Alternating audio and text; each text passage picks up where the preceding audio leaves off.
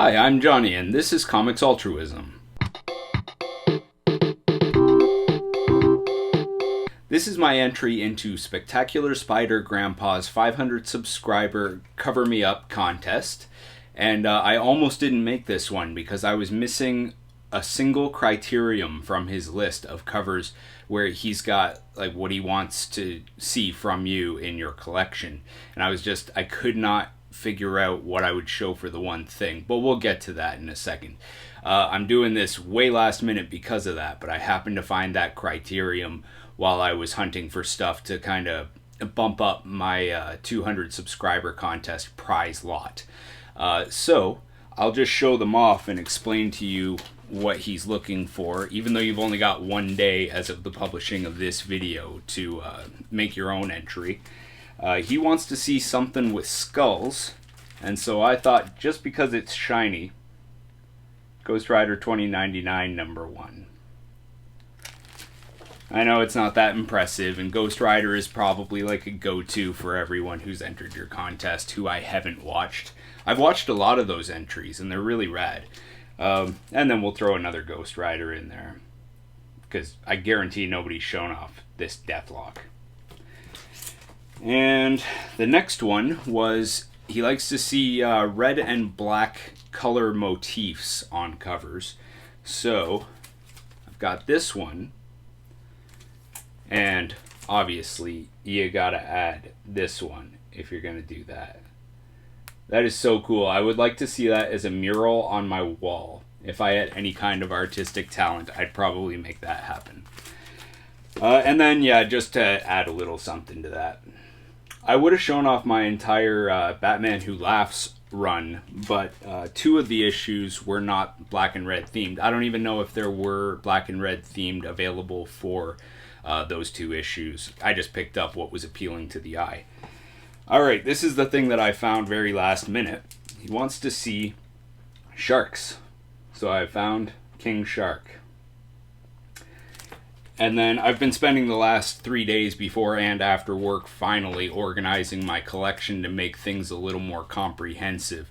And I was like, oh man, I didn't have to pick that up because there's a shark right there. This issue is surprisingly very informative for a young reader about shark ecology and all that stuff and how they're really generally harmless. So next up, just to keep this brief, he wants to see American flags because 4th of July was just yesterday and he's ending it tomorrow. So there's one.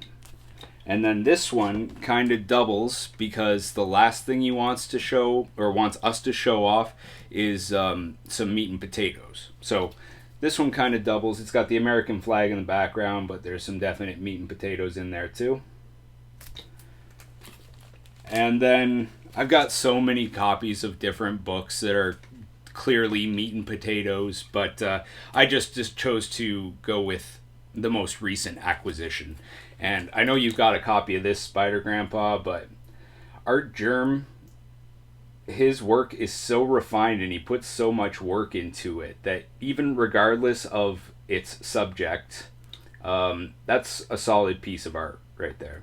And I've got the entire Catwoman run thus far. There was one cover, I think it was issue number 6, that he didn't do. But other than that, that entire Catwoman run, every single cover in that run has just been phenomenal. And I basically never do this, but I actually bought 2 copies of the same book because when a variant is 1 in 25, the store normally charges like $25, 20 to 25, or like a 1 in 50, it'll be 40 to 50 bucks.